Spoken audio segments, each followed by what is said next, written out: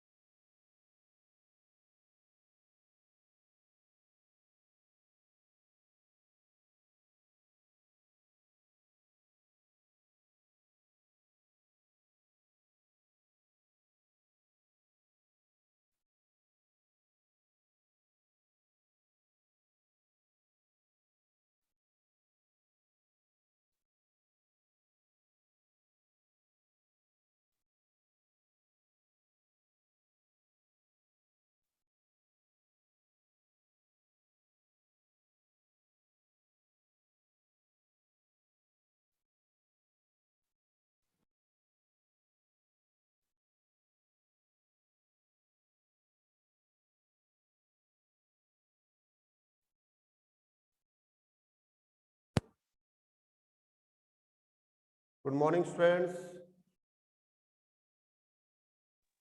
Good morning sir. Good morning. Good morning. Student class को start कर रहे हैं हम लोग।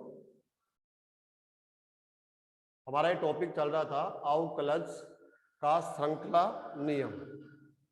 श्रृंखला नियम का मतलब होता है कि आप एक स्टेप बाय स्टेप डेरिवेटिव्स लेते हैं और सभी डेरिवेटिव्स को आप मल्टीप्लाई कर लेते हैं तो आपको जो फंक्शन दिया गया है उसका डेरिवेटिव मिल जाता है। ठीक है, स्टेप बाय स्टेप डेरिवेटिव्स लेंगे और सबका मल्टीप्लाई ले लेंगे तो दिए गए फलन का डेरिवेटिव आप लोगों को वहां पर मिल जाता है।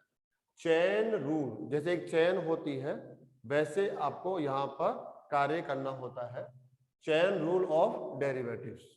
ठीक है स्टूडेंट्स, इसको हम लोग एक बार और देख लेते हैं। जैसे कोई भी एक फंक्शन है, यहां से देखते हैं हम लोग, एक फंक्शन दिया गया है एफ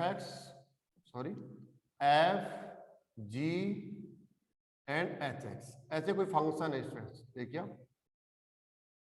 थोड़ा हमने डिफिकल्ट टाइप का फंक्शन लिया है यहाँ पर, ये एक फंक्शन है। जब इस फंक्शन को आप ध्यान से देखेंगे तो आपको समझ में आएगा कि ये फंक्शन एक से अधिक फंक्शन को लेकर यहां पर तैयार किया हुआ है। उनका कंपोजिशन है, संयुक्त फलन है जिसमें 3 फंक्शंस है। काउंट कर लेते हैं 1 2 3। और जो वेरिएबल है वो कौन है यहाँ पर? x यहाँ पर वेरिएबल हो गया। ठीक है, तो 3 फंक्शंस को लेकर उनका एक कंपोजिशन तैयार किया गया है और ये कंपोजिट फंक्शन है, संयुक्त फलन है। और ऐसे फंक्शन को हम स्टैंडर्ड फंक्शन नहीं लेते हैं। क्यों? क्योंकि स्टैंडर्ड फंक्शंस वही फंक्शंस होते हैं जिनका डेरिवेटिव एज ए फॉर्मूला आप लोगों ने लर्न कर रखा है। अगर आपने किसी भी फंक्शन का डेरिवेटिव लर्न कर रखा है तो आपके लिए वो फंक्शन अपने आप में स्टैंडर्ड फंक्शन हो गया, आप ऐसा ले सकते हैं। ठीक है, तो इस फंक्शन का हमें डेरिवेटिव लेना है, विथ रेस्पेक्ट टू एक्स लेना है। तो स्टूडेंट सबसे पहले इस फंक्शन को आप y के इक्वल ले लेंगे। हमने इस फंक्शन को y इक्वल टू ले लिया। अब करना क्या होता है स्टूडेंट, इसके अंदर यहां से स्टार्ट करते हैं हमेशा एच एक्स। ये जो फंक्शन एच एक्स है इसको हम u से रिप्लेस कर देते हैं। तो स्टार्ट करेंगे, डायरेक्टली हम इसका डेरिवेटिव नहीं करेंगे, by chain rule. Chain rule को यूज करके इस फंक्शन का डेरिवेटिव कैसे दिया जा सकता है वो देखिए आप। Let u is equal to h x. ये जो एच एक्स फंक्शन है उसको आपने u ले लिया है। ठीक है, देन इसको पुट कर देंगे, y इज इक्वल टू क्या हो जाएगा? F G U. Okay students, अब ये GU फंक्शन हो गया, इसका जो वेरिएबल है वो U हो गया है, ठीक है। अब जो ये GU है इसको भी आप क्या ले लीजिए, U के बाद आप V ले लेंगे, U V W ऐसा कुछ करना पड़ता हम लोगों को। तो हमें इस फंक्शन को भी W के सॉरी U V पहले लेंगे हम, V is equal to GU। Okay students, ऐसे हम ले लेंगे इसके अंदर। अब फाइनली मैं लिख रहा हूं, फाइनली आप सॉरी इसको पहले वैल्यू पुट कर दीजिए एक बार, देन यहां पुट करेंगे हम y इज इक्वल टू क्या हो जाएगा स्टूडेंट्स, ये f, ये क्या हो जाएगा v, f v आ जाएगा स्टूडेंट्स यहां पर। एंड जो y डिपेंडेंट है वो v पर, और v इक्वल टू क्या है, v is equal to GU जो आपने पहले ही लेट कर रखा है, and u is equal to क्या है hx, u is equal to hx। ये फाइनली आप लोगों को मिल गया। जो 3 फंक्शंस है जो हम लोग देख रहे थे 1 2 3, क्या 1 2 3 कैसे भी ले सकते हैं हम लोग, इधर से ले रहे हैं 1 2 3, तो 3 फंक्शन देख लीजिए आप, ये f फंक्शन हो गया, ये g फंक्शन हो गया, ये h फंक्शन हो गया। तो हमने ऐसे फंक्शंस यहां पर बना लिए हैं जो आपके लिए स्टैंडर्ड फंक्शंस होंगे, जिनका डेरिवेटिव आप जानते हैं, ठीक है। ऐसे फंक्शंस हमने यहां पर बना लिए हैं। अब देखिए आप, जो y है वो डिपेंडेंट है किस पर, v पर, तो जो y का डेरिवेटिव होगा वो विथ रेस्पेक्ट टू v लेना पड़ेगा आपको, ठीक है। तो कैसे लेंगे हम लोग, dy बाई dv, तो इसका जो डेरिवेटिव होगा विथ रेस्पेक्ट टू v, तो f डैश v हो जाएगा। जैसे होता है ना fx का डेरिवेटिव f डैश x होता है, ऐसे ही f v का डेरिवेटिव f डैश v होगा यदि v के रेस्पेक्ट आप ले रहे हैं तो। नेक्स्ट आ जाइए आप, ये आपके स्टैंडर्ड फंक्शन है, इसका डेरिवेटिव आप जानते हैं, ठीक है, तो हमने डायरेक्टली दे दिया। अब v यहां पर वेरिएबल कौन हो गया, इंडिपेंडेंट जो वेरिएबल है वो कौन है, u, तो इसका डेरिवेटिव u के रेस्पेक्ट लेंगे हम, तो dv by du is equal to, इसका u के रेस्पेक्ट डेरिवेटिव क्या हो जाएगा, g dash u, and last u आप डिपेंड करते हैं किस पर, x पर, यहां पर इंडिपेंडेंट वेरिएबल कौन है, x है, तो u का जो डेरिवेटिव होगा विथ रेस्पेक्ट टू x होगा dx, तो ये हो जाएगा h dash x। Okay students, आपको करना क्या था, y इज इक्वल टू एक फंक्शन है, इंडिपेंडेंट वेरिएबल कौन है, x है, तो इसका डेरिवेटिव y फंक्शन का derivative with respect to x, ये आपसे क्वेश्चन किया गया dy बाई dx, क्योंकि यहाँ y फंक्शन है इक्वल टू ये है, x के रेस्पेक्ट डेरिवेटिव करना है, तो dy बाई dx, ये आपका क्वेश्चन था, ये आपको ज्ञात करना। तो आप लोग यहाँ पर चेन रूल क्या कहता है कि जो आपने यहाँ पर ये डेरिवेटिव लिए हैं स्टैंडर्ड फंक्शंस बनाकर, इनका मल्टीप्लाई कर देंगे तो आपको dy बाई dx मिलेगा। तो dy by dx equal to क्या होता है, इसका ही फॉर्मूला है dy बाई dx, जितने भी डेरिवेटिव्स आपने लिए हैं एक ऑर्डर में लिए हैं उनको मल्टीप्लाई, तो फर्स्ट हो गया dy by dv into dv by du into du by dx। चलो स्टूडेंट्स, आप चेक भी कर सकते हैं, जब इसको आप कैलकुलेट करना चाहेंगे तो dy बाई dx आएगा। कैसे, ये dv से dv कैंसिल हो रहा है, आप देखेंगे ऐसे कैंसिल होता हुआ दिख रहा है आपको, और du से du कैंसिल हो रहा है, अब बच कौन गया, dy बाई dx। लेकिन कैंसिल नहीं करना है, अगर कैंसिल कर देंगे तो आप यहां आ जाएंगे, और यहां आ जाएंगे तो फिर हम तो आंसर तो डायरेक्ट दे ही नहीं सकते, क्योंकि ये जो फंक्शन है वो स्टैंडर्ड फंक्शन नहीं है, इसका डेरिवेटिव हम डायरेक्ट नहीं जानते हैं। ओके, तो इसका आंसर हम दे देते हैं dy by dv, dy by dv f dash v, okay, into dv by du g dash u into du by dx hx। Okay students, ये आपका आंसर हो गया है, ये dy बाई dx है। लेकिन जब दिया गया फंक्शन x के टर्म में है तो उसका derivative dy by d x भी किस टर्म में आना चाहिए, x के टर्म में आना चाहिए, फुल x के टर्म में आना चाहिए। ये तो x के टर्म में है, लेकिन यहां देखो u ये हमारे द्वारा लेट किया हुआ है, v ये भी हमने लेट किया हुआ है, तो हमें इसको x के टर्म में कन्वर्ट करना है। ठीक है, ओके। तो मैं यहां लिखा हूं एफ डैश v की वैल्यू क्या रखेंगे आप यहाँ पर, जी यू। स्टूडेंट्स क्या लिखने वाले हैं आप, G U. Okay, G dash U की वैल्यू क्या रखेंगे आप यहाँ पर, एच एक्स, और इंटू एच एक्स तो एच एक्स ही रहने वाला है। अभी थोड़ा सा और आपको करना है, एफ डैश जी यू की वैल्यू और पुट करनी है आपको, यू की वैल्यू, और यू की वैल्यू क्या है, एच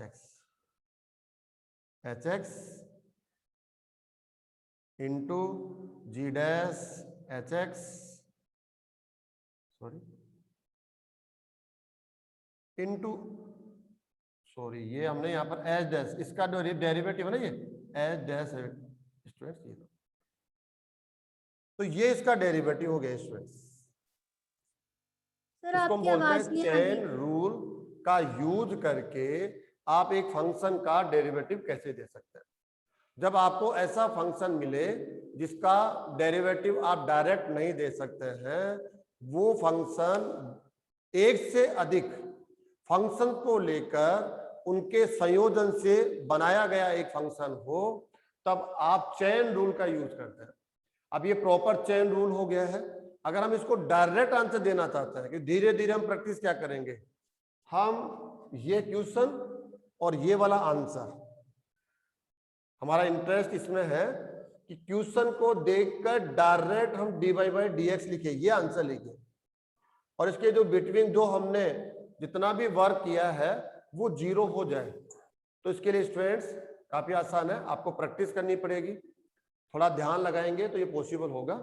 इसी को हम वापस से ले लेते हैं, कैसे हम डायरेक्ट आंसर दे सकते हैं। तो y के इक्वल हमने इसको ले रखा है f, स्टूडेंट्स कौन सा, g एच एक्स।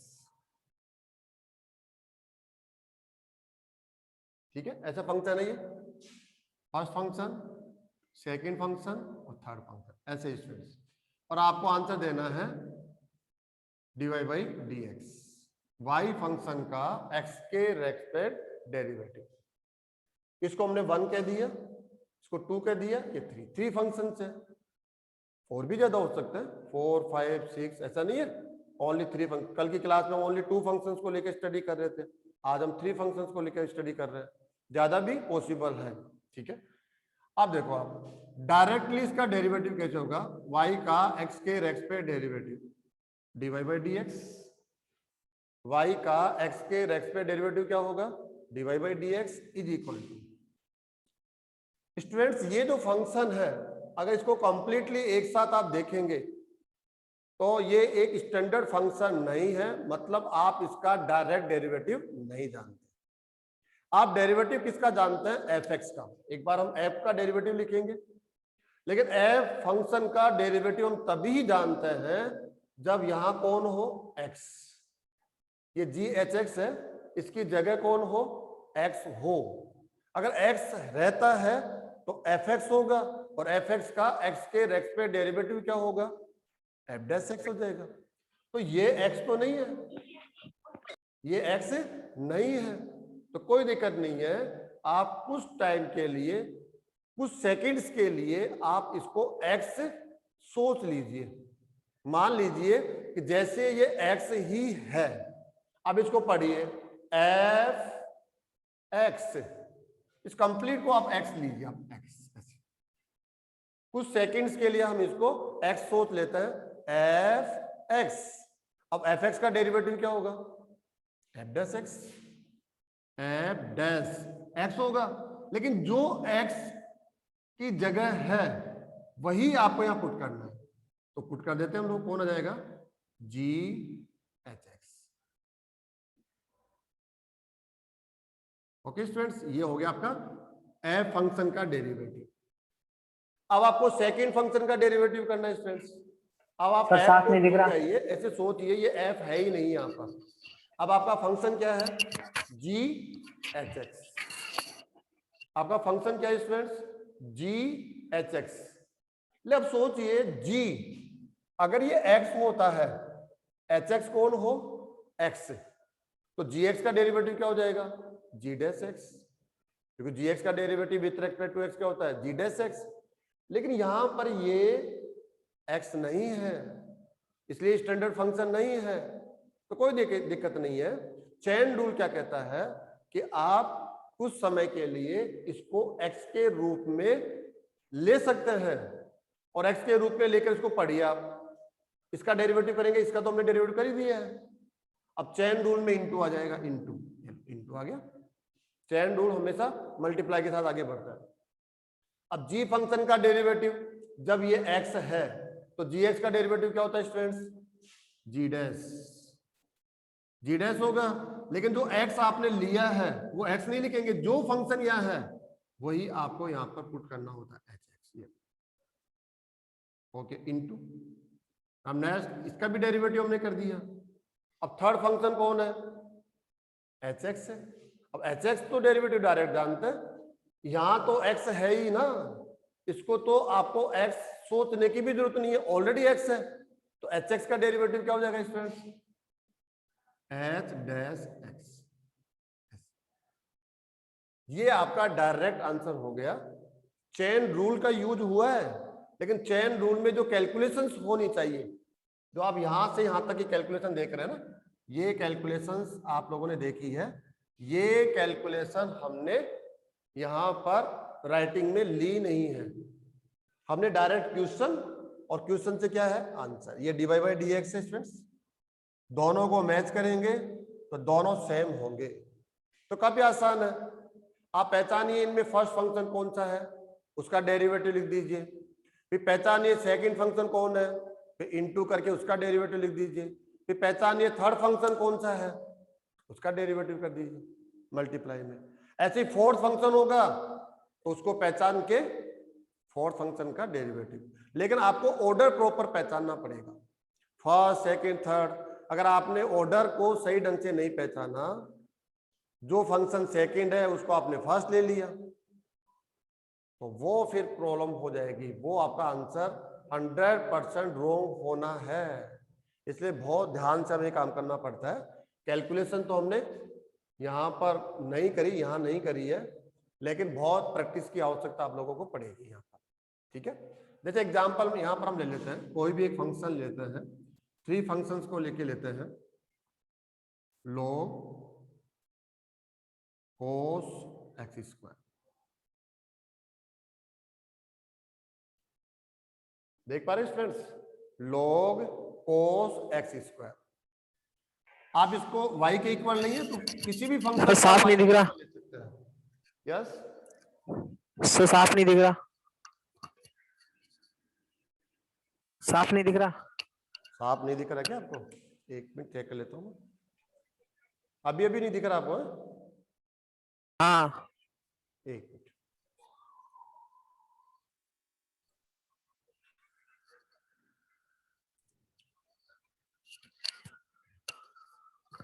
अब दिख रहा है। इसको देखो, थोड़ा बोर्ड छोटा हो गया इससे, चलो कोई बात नहीं है, काम चला लेते हैं हम लोग एक बार, है ना। लो देखो, y is equal to log cos x² है, ठीक है। इसका डेरिवेटिव हमें देना है, तो हम इसका डेरिवेटिव कैसे दे सकते हैं? आपके लिए स्टैंडर्ड फंक्शन तो नहीं है ना, क्योंकि स्टैंडर्ड फंक्शन तो होगा तो क्या होगा? log x होगा, ये कंप्लीटली x होना चाहिए था। log x का डेरिवेटिव 1/x, या फिर स्टैंडर्ड फंक्शन होगा, आगे देखते हैं, तो cos x होना चाहिए, जो x² है। हम cos x का डेरिवेटिव जानते हैं माइनस साइन x, लेकिन cos x² का डेरिवेटिव ये हमारे लिए कोई फॉर्मूला नहीं है।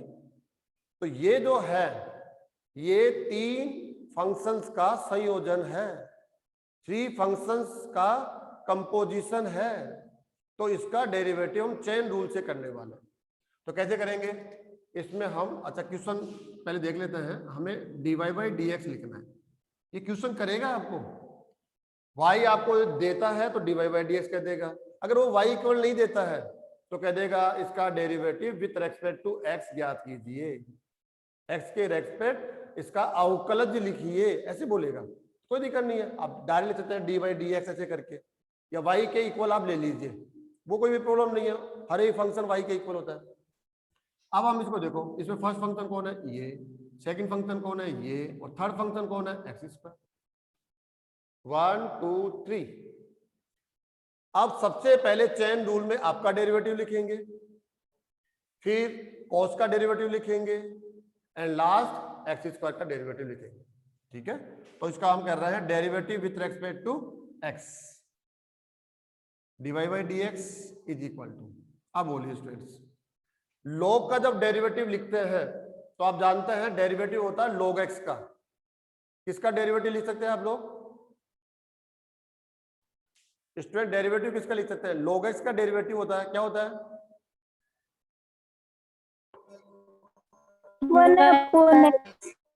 1 बाई एक्स। log x का डेरिवेटिव होता है 1 बाई एक्स, लेकिन log x x नहीं है ना ये। अब देखिए ये x थोड़ी ना है, ये तो cos x स्क्वायर है, x की जगह एक फंक्शन आ गया, तो कोई दिक्कत नहीं है। हम कुछ टाइम के लिए अभी अभी के लिए जब हम log का डेरिवेटिव लिख रहे हैं तब तक के लिए इस cos x स्क्वायर को क्या ले लेते हैं, एक इमेजिन कर लेते हैं कि ये x है। cos x स्क्वायर नहीं है, ये कौन है, ये x है, तो ये log x हो गया। log x का डेरिवेटिव क्या होता है, फिर से Nikhil 1 by x. log x का डेरिवेटिव नहीं दिख रहा है क्या, log x का डेरिवेटिव क्या हो गया, 1 बाई एक्स। लेकिन जो x की जगह आपने इमेजिन किया हुआ है वही पुट करना है आपको, ऐसा नहीं 1 बाई एक्स लिख दिया तो 1 बाई एक्स लिख देंगे, नहीं, x की जगह इमेजिन क्या किया हुआ है, cos x स्क्वायर। x तो इसलिए लेते हैं ताकि वो स्टैंडर्ड फंक्शन बने और उसका डेरिवेटिव हम लोग बता पाए, तो log x के रूप में लेंगे 1 बाई एक्स, x की जगह ये पुट करेंगे आप, cos x square into, chain rule में हमेशा इंटू साइन आएगा, फर्स्ट फंक्शन का डेरिवेटिव हो गया। अब आपका कार्य पूरा हो गया भाई, है ना, ये लो मैंने कट कर दिया, ये कट, आपका डेरिवेटिव हो गया। अब सेकंड फंक्शन का डेरिवेटिव, जब आप सेकंड फंक्शन का डेरिवेटिव कर रहे हैं तो फर्स्ट फंक्शन को आप छोड़ के चलिए, इग्नोर कीजिए, है ही नहीं वहां पर। अब बताओ फंक्शन क्या दिख रहा है आपको, cos x स्क्वायर, हम तो डेरिवेटिव जानते हैं cos x का, लेकिन यहाँ तो एक्स स्क्वायर है, कोई दिक्कत नहीं है। एक्स स्क्वायर को अभी अभी के लिए क्या ले लेते हैं, x, तो क्या बन जाएगा cos x, और cos x का डेरिवेटिव क्या होगा, सेकंड फंक्शन का डेरिवेटिव माइनस साइन x होता है, लेकिन आप x पुट नहीं करेंगे, आप पुट वही करेंगे जो यहाँ पर है, इनटू, तो सेकंड फंक्शन का डेरिवेटिव हो गया स्टूडेंट्स। अब थर्ड पे आ जाइए आप, थर्ड फंक्शन कौन है, एक्स स्क्वायर, वेरी गुड, ये तो स्टैंडर्ड फंक्शन है, x square x raise to the power n से करेंगे तो 2x हो जाएगा, 2x। ओके, आप जितना इसको इजी कर सकते हैं, माइनस 2x, और ये क्या हो जाएगा, sine upon tan square x, tan x square, tan square है नहीं, tan x स्क्वायर, ये इसका डेरिवेटिव हो गया स्टूडेंट्स। ये हमने डायरेक्ट किया है, अगर हम इसको हम डायरेक्ट नहीं करते हैं, हम इसको u v w ऐसा कुछ करके करते हैं, तब क्या होगा, देखो आप, वो भी हम थोड़ा सा देख लेते हैं। आज की क्लास में एग्जाम में डायरेक्ट करते हैं या ऐसे करते, मतलब पूरे डिटेल से करते हैं, डायरेक्ट, एग्जाम जब भी होगा आपका तो आप डायरेक्ट आंसर देंगे, है ना, लेकिन डायरेक्ट का जो कॉन्सेप्ट है ना वो आपको मिलेगा कि आप पहले इसका जो लॉन्ग मेथड है उसकी कुछ क्वेश्चन में प्रैक्टिस करेंगे ना, जैसे 5 10 15 क्वेश्चन में आप प्रैक्टिस करेंगे तो फिर आपके कंसेप्ट हाथ लगेगा कि ऐसा हम क्यों करते हैं, ये मल्टीप्लाई क्यों आ रहा है, क्योंकि ये चेन रूल है।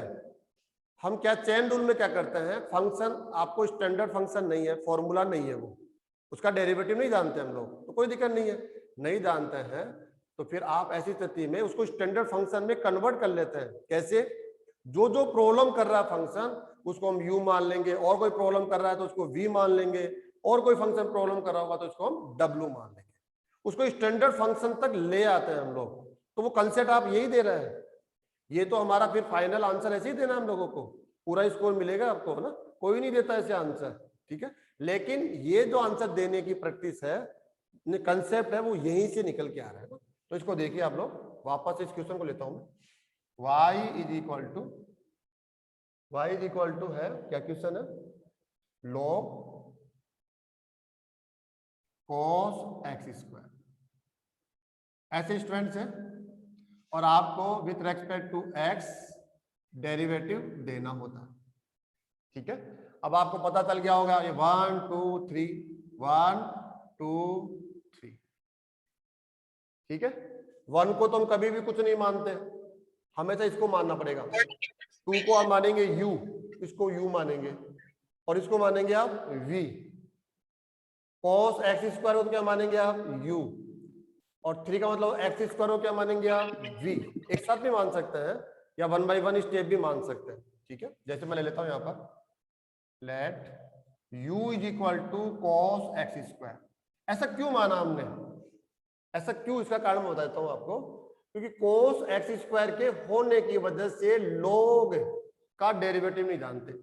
अगर cos x स्क्वायर की जगह x होता है, log x होता है, तो उसका डेरिवेटिव क्या हो जाएगा, 1 बाई x होता है, 1 बाई x होता है। लेकिन अब इसको x तो मान ही नहीं सकते ना, cos x स्क्वायर, x कैसे मान लेंगे, x तो इस क्वेश्चन में ऑलरेडी इंक्लूड है। तो आपको एक नया वेरिएबल लाना पड़ेगा, ठीक है, जो हम u v w और भी कुछ आपको लगता है a b c d ऐसे ले सकते हैं, लेकिन जनरली हम u v w लेते हैं इसके अंदर। तो cos x स्क्वायर को हमने क्या मान लिया, u, तो ये क्या हो जाएगा, log u, और log u का डेरिवेटिव क्या होगा, with respect to u 1 by u, standard function हो गया। अब आप इसको देखिए, क्या इसका डेरिवेटिव लिख सकते हैं, क्या प्रॉब्लम है x स्क्वायर से, cos x का डेरिवेटिव जानते हैं, लेकिन cos x स्क्वायर का नहीं जानते, तो कोई दिक्कत नहीं है, प्रॉब्लम x स्क्वायर से है ना, तो इसको v मान लीजिए, जिसकी वजह से आपका स्टैंडर्ड फंक्शन नहीं बनता, बस आप उसको एक नया वेरिएबल दे दीजिए। अब देखो आसानी से काम हो जाएगा, y is equal to log, okay student, देखिए आप cos x स्क्वायर को क्या लिखेंगे, आप cos x स्क्वायर को क्या लिखेंगे बताओ, u लिख देंगे, वेरी गुड, है ना। थोड़ा सा स्टूडेंट हमने उल्टा मान लिया,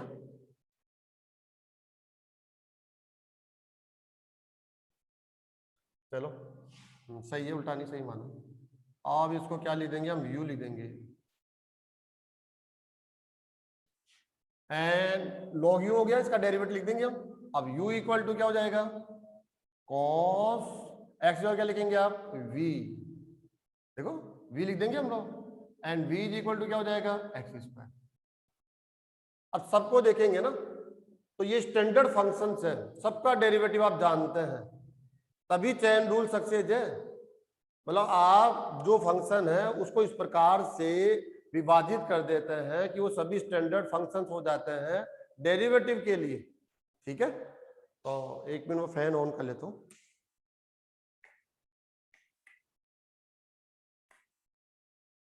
ओके स्टूडेंट्स, है ना। अब देखिए आप इसके अंदर,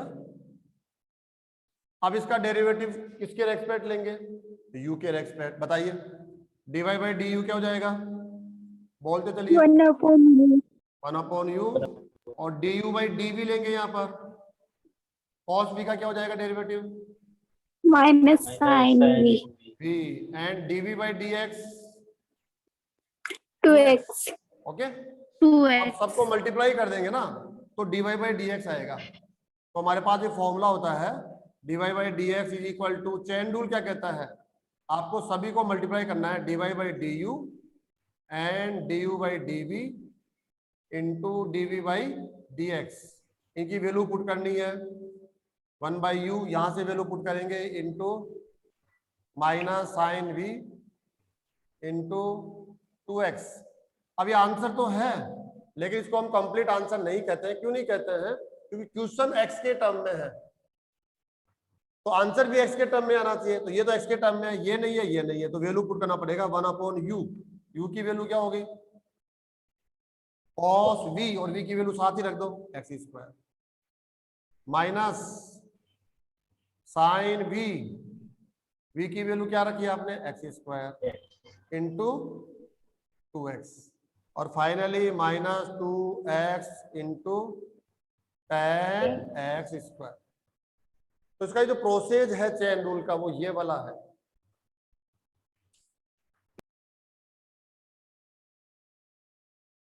चेन रूल का जो प्रोसेस है वो ये है, लेकिन हम डायरेक्ट आंसर कैसे देते हैं वो आप लोगों ने यहाँ पर देख लिया होगा। स्टूडेंट आगे बढ़ने से पहले मैं आपको एक बात और बता दूं, अपनी ये जो क्लास है वो 10 मिनट में और हो जाएगी, है ना। तो आपको एक नेक्स्ट लिंक मिला हुआ है, मिला है नहीं मिला? Yes sir. हाँ, तो Yes, नेक्स्ट लिंक से yes, आपको sir. क्लास ज्वाइन करनी है। कि थोड़ा सा हम और आगे समय मिल जाएगा, उसको हम लोग कंटिन्यू कर लेंगे, ठीक है। तो जैसे ये क्लास और होती है मैं वापस इस क्लास में नहीं आऊंगा, आपको उस क्लास को लीव करना पड़ेगा। उस क्लास को लीव करने के बाद आप नेक्स्ट क्लास में ज्वाइन कर लेना आप, ठीक है। तो नेक्स्ट मीटिंग स्टार्ट हो जाएगी अपनी। अभी इसके अंदर 10 मिनट बता रहा है सिस्टम। चलो और हम लोग लेते हैं, आज हम प्रैक्टिस करेंगे ओनली चेन रूल। जिसको भी चेन रूल आ गया ये समझिए उसको 50% डेरिवेटिव्स आ रहे हैं, 50%। उसको कहीं प्रॉब्लम नहीं आने वाली है। और जिसको चेन रूल नहीं आ रहा है वो डेरिवेटिव से बाहर है, उसको कभी डेरिवेटिव्स नहीं आने वाले हैं। अब एक अलग टाइप का डिफरेंट टाइप का क्वेश्चन हम लेते हैं यहाँ पर, cos x डिग्री, ठीक है। अब ध्यान से देखिए, cos x डिग्री इसका जो डेरिवेटिव है इसको y के इक्वल ले लेते हैं। दिया है तो बहुत अच्छी बात है, नहीं देता है तो y के इक्वल लेते हैं हम लोग। नहीं लेता भी कोई प्रॉब्लम नहीं है। वो कहता है dy/dx। अब आंसर आपको बताना है इसका। अगर हम इसका y के रेक्स में डेरिवेटिव लेंगे तो क्या इसका डेरिवेटिव होगा? अनम्यूट करें और बताएं। 0।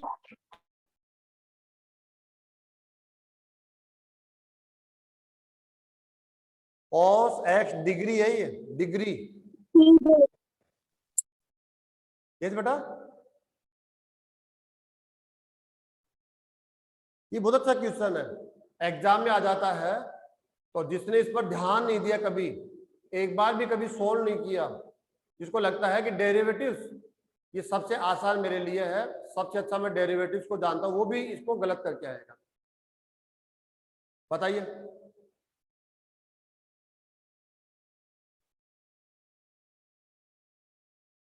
ऐसे तो साइलेंट बैठने से काम नहीं चलेगा। बोलो cos x डिग्री।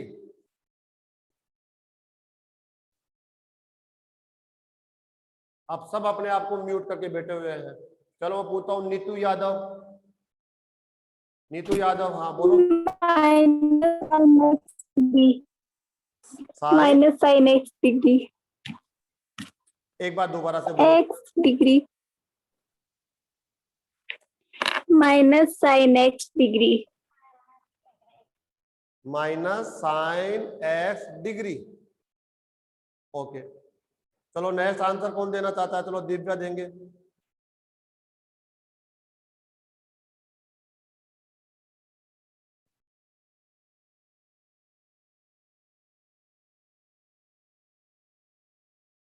चलो कोई भी, जिसको भी आंसर आ रहा है वो दो। चुप बैठने से काम नहीं चलेगा। फिर लाइव क्लास का फायदा ही क्या है? अगर आपके सामने क्वेश्चन आता है तो फर्स्ट एफर्ट्स आप तक जाना चाहिए। आप सोचे, आप उसका आंसर जानते हैं तो वो नॉलेज आपके पास है, नहीं जानते हैं तो वो नॉलेज हमें लेना है, उसी के लिए क्लास है।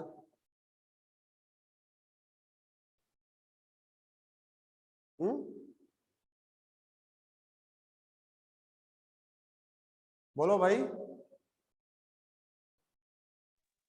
नहीं यार तो सर, इन्होंने आंसर दिया नीतू ने कि cos x डिग्री का जो डेरिवेटिव होगा वो होगा माइनस साइन x डिग्री।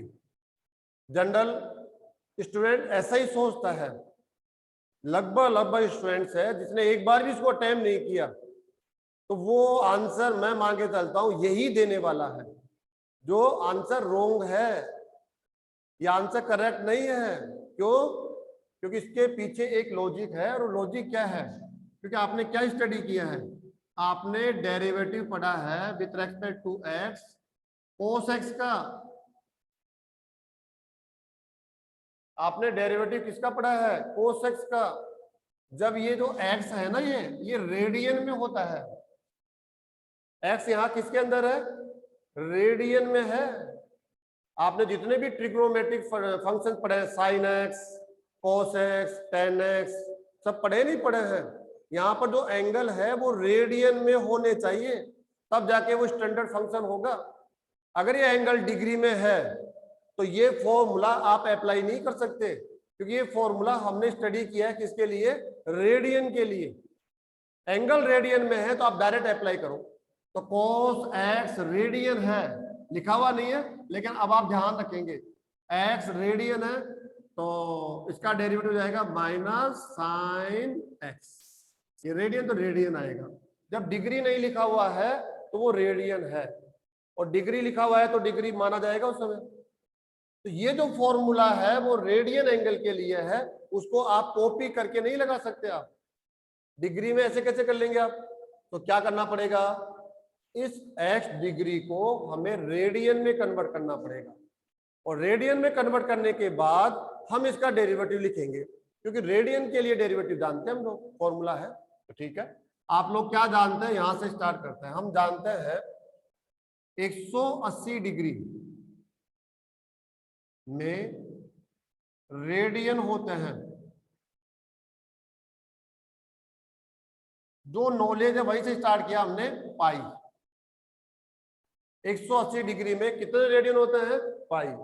आप चाहे तो 360 डिग्री से स्टार्ट कर लो। 360 डिग्री में रेडियन होते हैं 2 पाई। आप चाहे तो इसको पाई बाई 2 से स्टार्ट कर लो।